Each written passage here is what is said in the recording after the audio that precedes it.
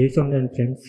Today we are going to learn chapter number 8 of Social Science in Standard 9. Before start this lesson, let us recall our history. We all know that after a long struggle against the British Empire, we have got independence from the British government. It's like many freedom fighters, it's like Mahatma Gandhi, Sardar Vallabhbhai Patel, Jawaharlal Nehru, Subhash Chandra Bose, Bhagat Singh, etc. have contributed to make our country independence. So, after independence, there is a most important thing was a constitution, because at that time we have no any type of constitution through which we can administer our country or to govern our country. That's why before the independence, our freedom fighters or our leaders had started to framing our constitution. So friend, today we are going to learn about all these things constitution and the process of the framing of the constitution through this lesson. So now friends, you can see here the textbook page. Now friend, we will see here unit number 8. The name is given here, framing of constitution and its features. First of all, there is given meaning of constitution. Any systematic collection of rules designed to govern a country's regime is known as a constitution. That means friends here, a systematic collection of rules which are designed to govern our country's regime. So it's considered or known as a constitution. यानी कि friend जो भी हमारी country के administration के लिए या फिर उसको चलाने के लिए जो रूल्स के सिस्टमेटिक कलेक्शन है तो उसको हम कॉन्स्टिट्यूशन कहते हैं. In the second paragraph you can see here the importance of our constitution. Constitution is the basic and most important document. The laws of the country are based on the constitution. Means friend here, constitution is the basic and most important document for our country, and whatever laws or rules are framed for our country, so all these are based on our constitution. The country's constitution and the constitutional laws should be subject to relevant provisions. So whatever laws or rules are framed in our constitution, so it should be relevant with our provisions.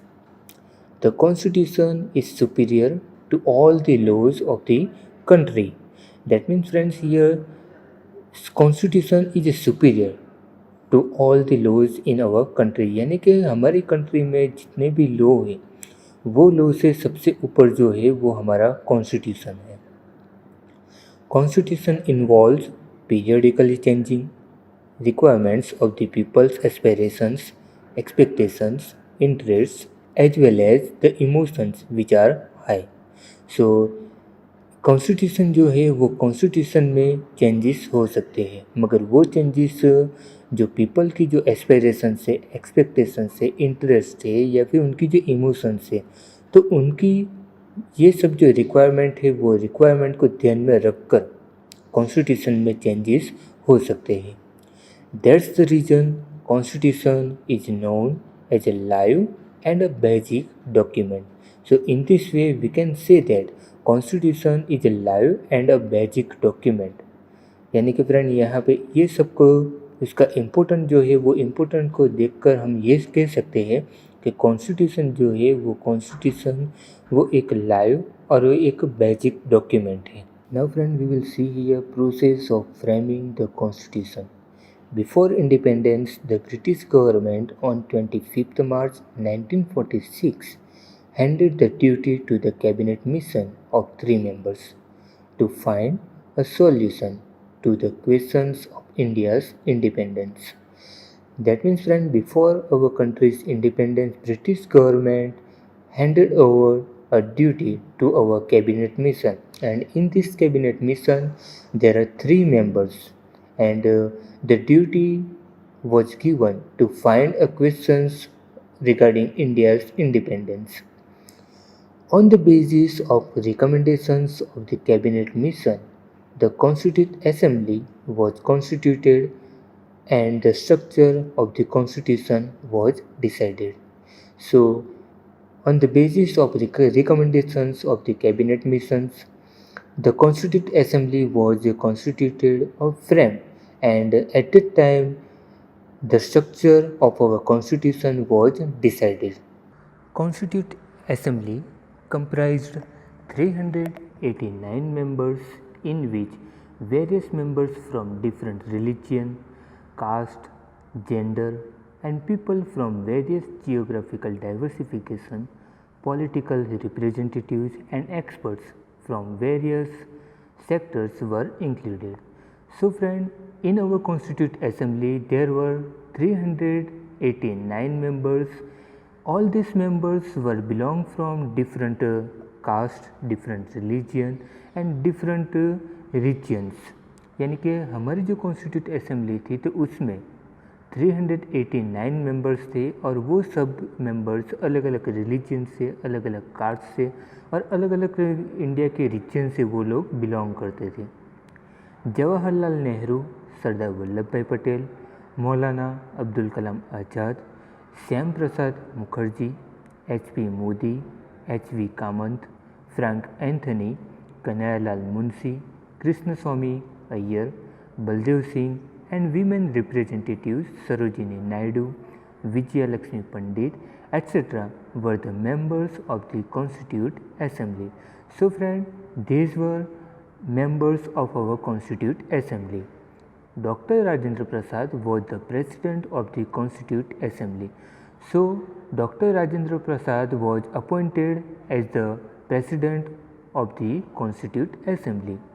A drafting committee was appointed to draft the constitution under the chairmanship of Dr. Bhimrao Ambedkar. यानी कि जो drafting committee appoint हुई थी तो उसमें doctor Bhimrao Ambedkar जो थे तो वो उनकी चेयरमैनशिप के अंडर में वो ड्राफ्टिंग कमेटी अपॉइंट हुई थी। The constitution assembly met for 166 sessions spread over a period of 2 years, 11 months and 17 days. So here friend given the time period of constitution framing. So 2 years, 11 months and 17 days. Within this period our constitution was made for 166 times. That means friend they had arranged 166 sessions during 2 years, 11 months and 17 days. Members of the assembly had discussed threadbare each and every detail of its provisions, keeping in concern the matters of constitution of different countries. That means friends, here our assembly had discussed each and every point and they were keeping all the problems in their mind.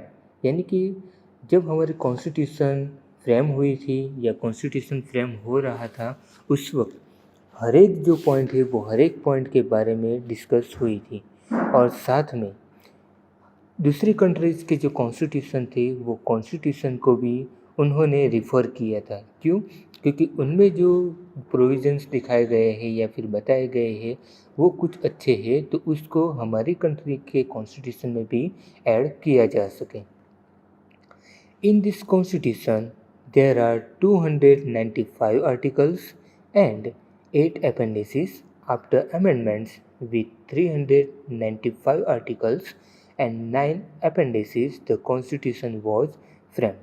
So when our constitution was framed, at that time 295 articles and 8 appendices were included, but after with some amendments the articles were increased and 395 articles were accepted and 9 appendices were accepted in our constitution assembly or in our constitution. On 26 November 1949, the constitution was unanimously passed in the Constituent Assembly. यानी कि 26 नवंबर 1949 को हमारा जो constitution है वो constitution को किसी भी प्रकार का ऑपोजिशन के बिना या किसी भी प्रकार के बैरियर के बिना यानी कि कुछ भी अपोज नहीं हुआ था और उसके बिना कॉन्स्टिट्यूट असेंबली ने ये हमारे कॉन्स्टिट्यूशन को पास कर दिया गया था। On 26 January 1950, Constitution of India came into existence and India was declared as a republic nation. So, this constitution was implemented or came into existence in for our country on 26 January 1950, and at that time our country was declared as a republic nation. Thereafter, every year on 26 January we celebrate Republic Day with national fervor।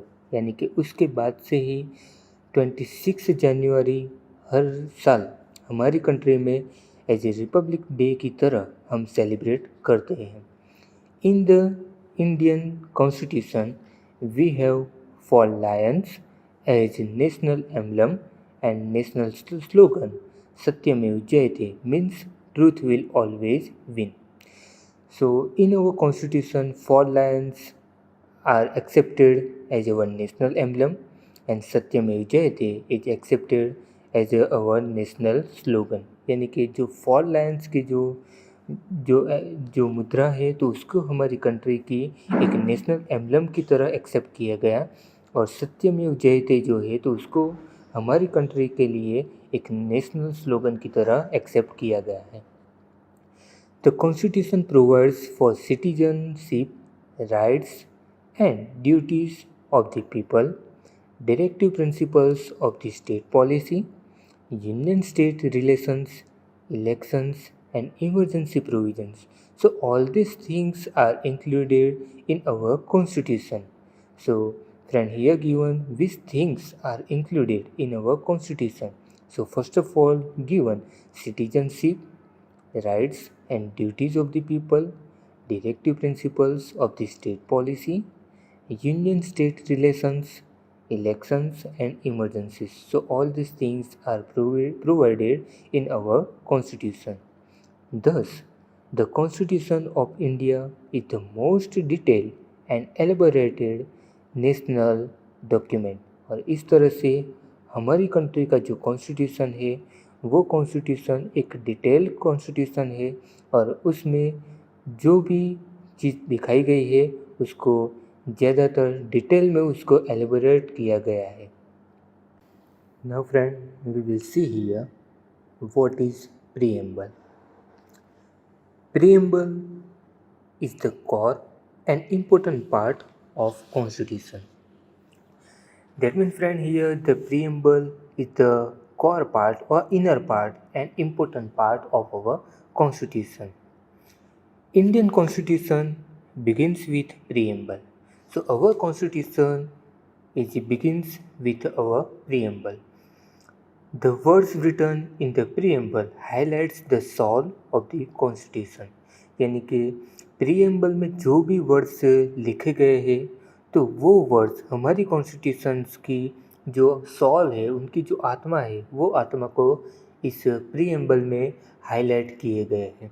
यानी कि हमारे जो constitution है वो constitution की शुरुआत ये preamble से होती है।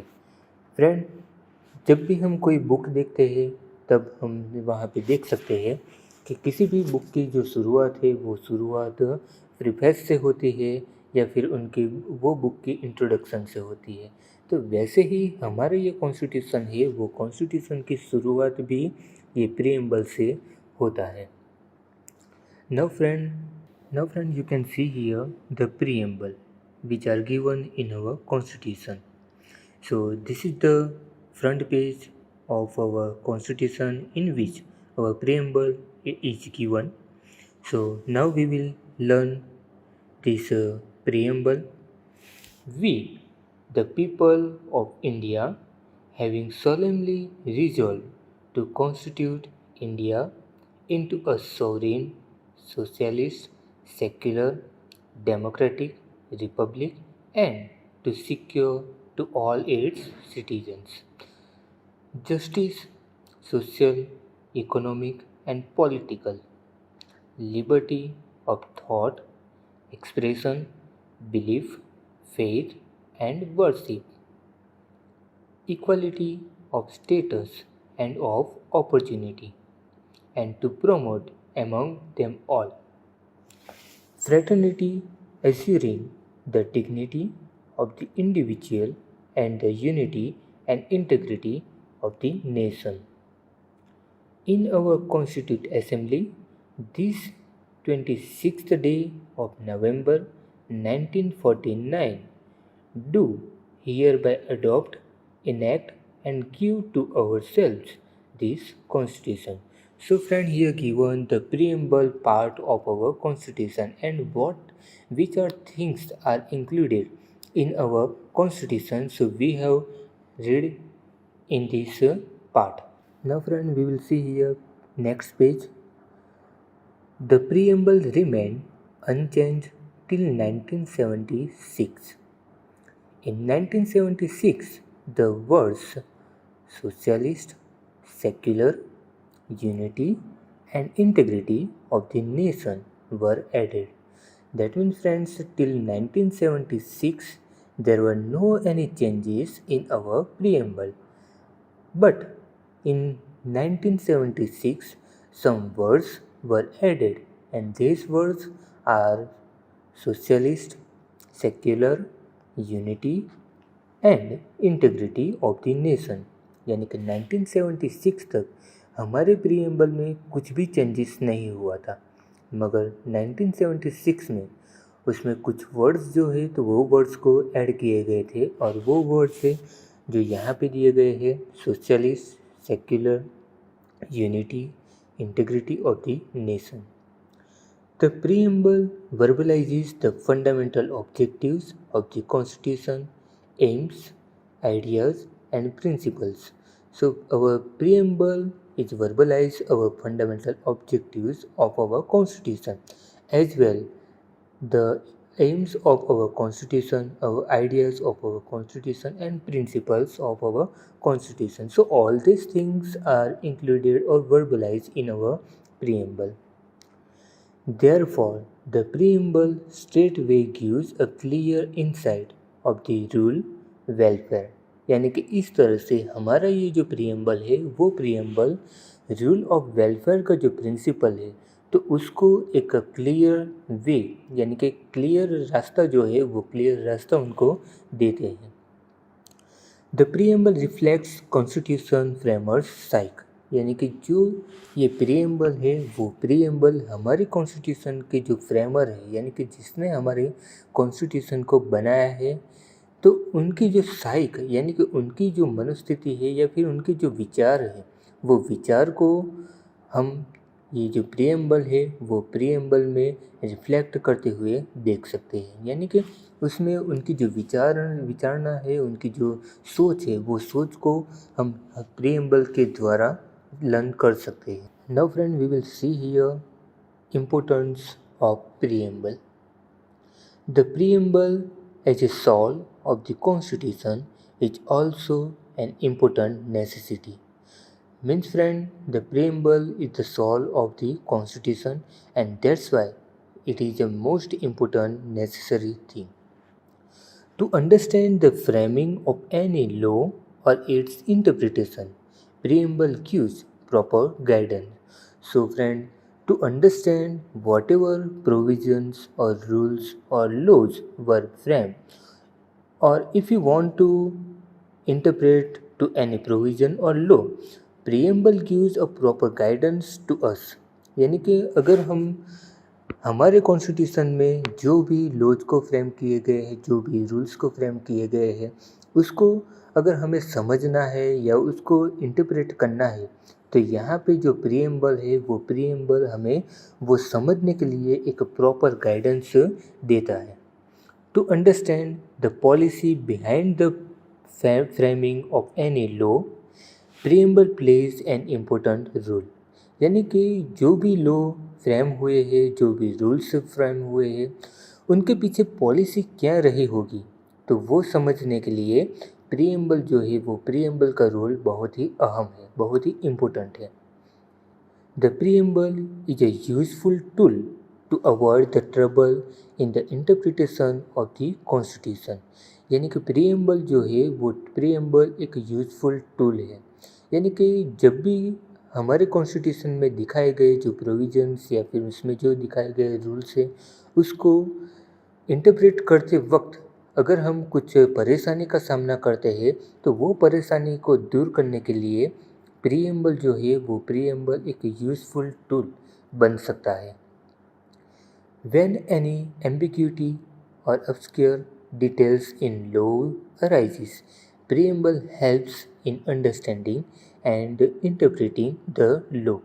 यानी कि हमारे कॉन्स्टिट्यूशन में जो भी प्रोविज़न दिए गए हैं, जो भी लॉ दिए गए हैं, उसके बारे में हमें कुछ ऑब्स्क्योर है या फिर कुछ एम्बिग्यूटी है, तो उस वक्त प्रीएम्बल जो है वो प्रीएम्बल उस लॉ को ठीक से इंटरप्रेट करने के लिए या फिर उस लॉ को ठीक से समझने के लिए प्रीएम्बल हमें हेल्प करता है।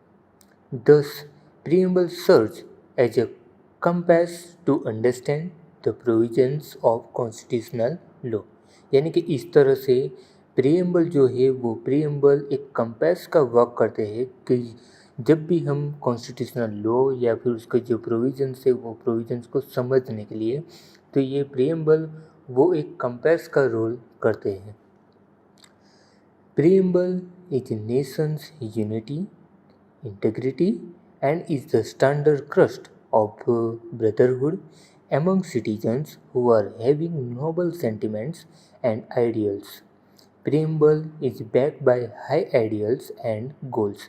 यानी कि प्रीएम्बल जो है वो प्रीएम्बल हमारी कंट्री की जो यूनिटी है, इंटेग्रिटी है और उसमें जो ब्रदरहुड की जो फीलिंग है हमारे सिटीजन के बीच में, तो वो एक नोबल सेंटिमेंट्स के साथ, एक नोबल आइडियल्स के साथ वो प्रेजेंट हुआ है।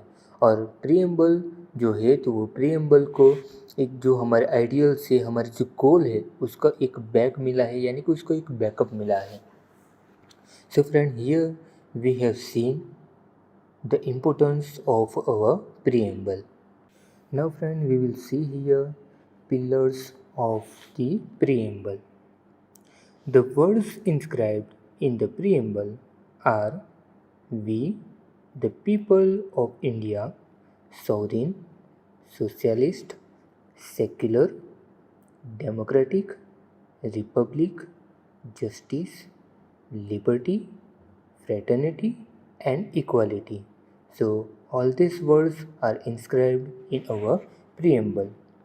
Here, we will study the following three main pillars of the preamble. Among these three main pillars of the preamble, we will learn about democracy. So, democracy is the first pillar of our preamble.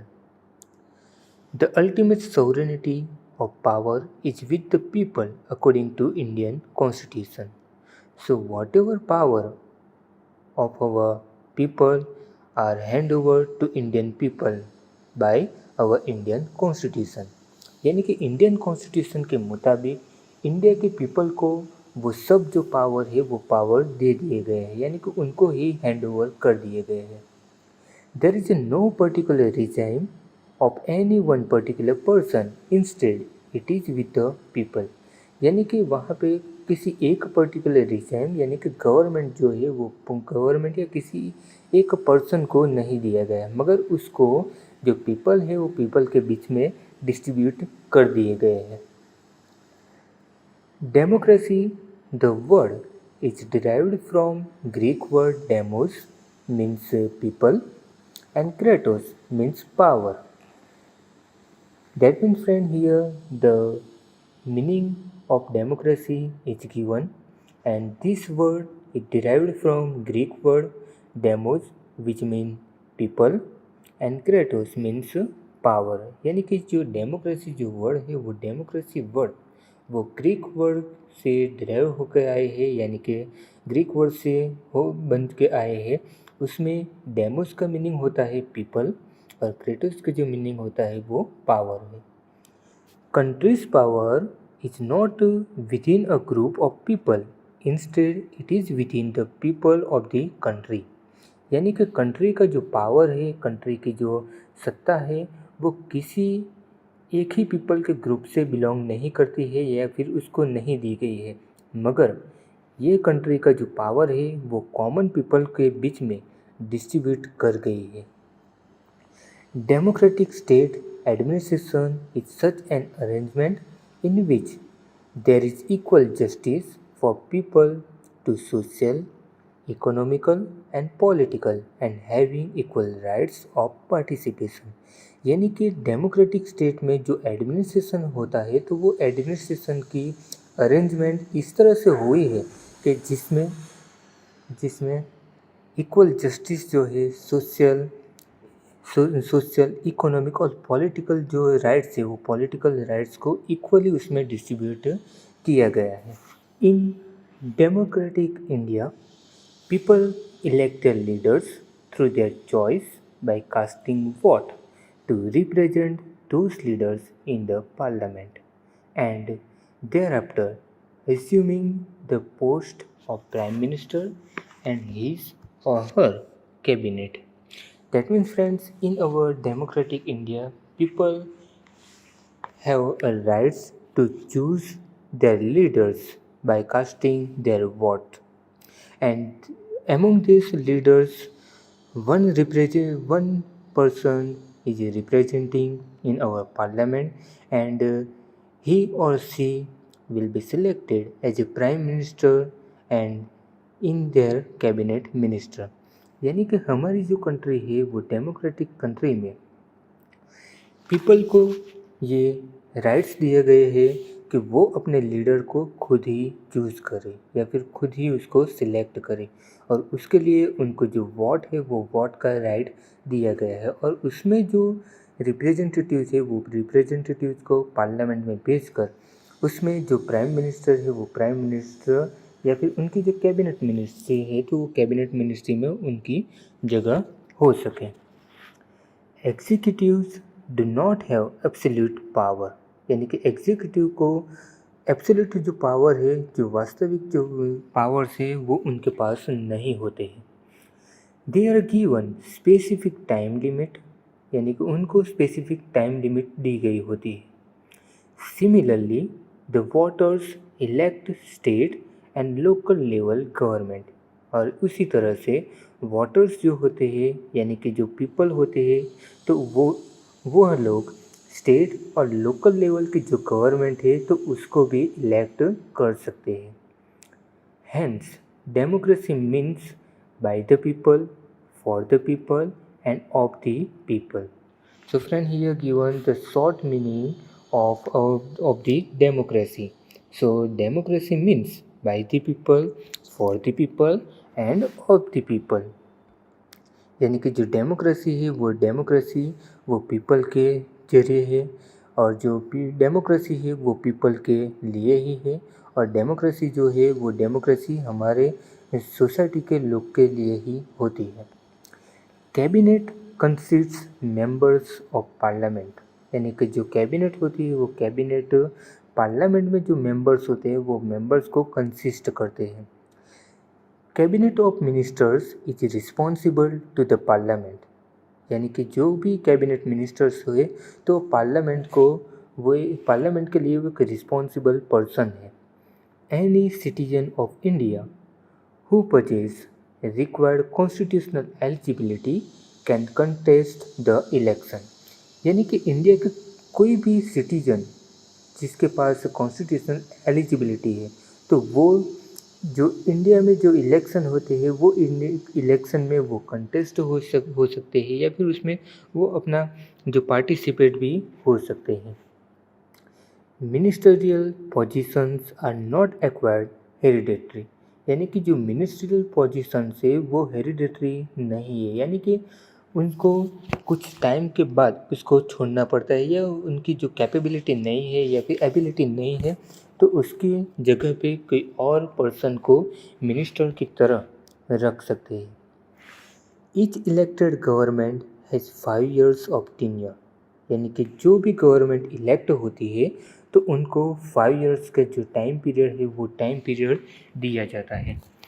This government works under the principle of constitution and therefore it is known as a responsible government, यानी कि जो भी government है वो government कुछ जो principles है हमारे कॉन्स्टिट्यूशन में दिखाए गए तो उसके ध्यान में रखकर ही वो गवर्नमेंट को काम करना होता है, और इसलिए उस गवर्नमेंट को हम रिस्पॉन्सिबल गवर्नमेंट कह सकते हैं। यानी कि जिसको भी ये रूल करने की अथॉरिटी मिलती है या फिर ये चांस मिलता है तो उसको हमारे कॉन्स्टिट्यूशन में जो भी प्रिंसिपल्स दिए गए हैं वो प्रिंसिपल्स को ध्यान में रखकर ही सब कुछ काम करना होता है, और इसलिए उसको एक रिस्पॉन्सिबल गवर्नमेंट भी कहते हैं। The democratic government is based on liberty, equality and feeling of fraternity and continuously work to achieve this goals, यानी कि डेमोक्रेटिक गवर्नमेंट जो है वो डेमोक्रेटिक गवर्नमेंट हमारी जो लिबर्टी है, इक्वालिटी है और फीलिंग ऑफ फ्रेटर्निटी जो है तो उसके ऊपर काम करती है, और ये सब जो है वो सब अचीव करने के लिए ये सब काम करती है। यानी कि लिबर्टी हमें मिले, इक्वालिटी हमें मिले, फ्रेटर्निटी की जो फीलिंग है तो वो फ्रेटर्निटी की फीलिंग हमें मिले तो उसके बेस के ऊपर या उसको इसको गोल बनाकर ये डेमोक्रेटिक गवर्नमेंट काम करती है। The constitution disseminates the power to people to cast their vote according to their free will and thereby instills confidence in the constitution, यानी कि जो हमारा कॉन्स्टिट्यूशन है वो कॉन्स्टिट्यूशन जो पावर है वो पावर को पीपल के बीच में वो डिस्ट्रीब्यूट कर दिया गया है, और वो ऐसे कर दिया गया है कि वो पीपल अपना जो वोट है वो वोट को कास्ट कर कर अपनी जो इच्छा है, अपनी जो डिजायर्स है वो डिजायर्स को कॉन्फिडेंस के साथ जो दिखाए गए हैं तो उसको प्रेजेंट कर सकते हैं। The constitution of democratic India renders fundamental rights, principles for political directions, parliament, member of assembly, independent and impartial justice and election commission are those provisions which make our country democratic in every means, यानी कि हमारे constitution में जो India को एक democratic दिखाया गया है तो वो डेमोक्रेटिक को प्रूव करने के लिए as a democratic country prove करने के लिए हमारे कॉन्स्टिट्यूशन में fundamental rights, principle for political directions, parliament, member of assembly, independent, impartial justice, election commission, ये सब उसमें हमारे कॉन्स्टिट्यूशन में दिए गए हैं कि जिसके जरिए हमारी कंट्री को जो एक डेमोक्रेटिक कंट्री का जो नाम मिला है तो उसको हम प्रूव कर सकें। Adult suffrage means the citizen above 18 years of age can cast his or her vote to one's choice of leaders without discriminating caste, creed, religion, language, gender, education, income और बर्थ प्लेस, यानी कि adult suffrage जो है वो adult suffrage का जो meaning है वो मीनिंग इस तरह से है कि जो भी सिटीजन 18 ईयर्स से या उससे ज़्यादा है तो वो अपना जो वोट है वो वोट कास्ट कर सकता है, यानी कि वो अपना जो वोट है वो वोट अपने चॉइस के लीडर को वो दे सकते हैं, और वो भी किसी भी प्रकार की डिस्क्रिमिनेटिंग के बिना, यानी कि कास्ट है, क्रीड है, religion, language, gender, education, income या बर्थ प्लेस, तो ये सबको ध्यान में रखे बिना उनको ये सिटीजन को ये राइट्स मिला है कि वो अपने चॉइस का जो लीडर है वो लीडर को वो इलेक्ट करे। But it is essential that the citizens are enlisted in the electoral list, मगर यहाँ पे बहुत ही ये ज़रूरी है कि वो सिटीजन है वो सिटीजन का नेम हमारी जो इलेक्टोरल लिस्ट है उसमें उनका नेम उसमें मेंशन होना चाहिए या फिर उसमें होना ही चाहिए। So friend, here we have discussed about the first pillar of our preamble, which is democracy.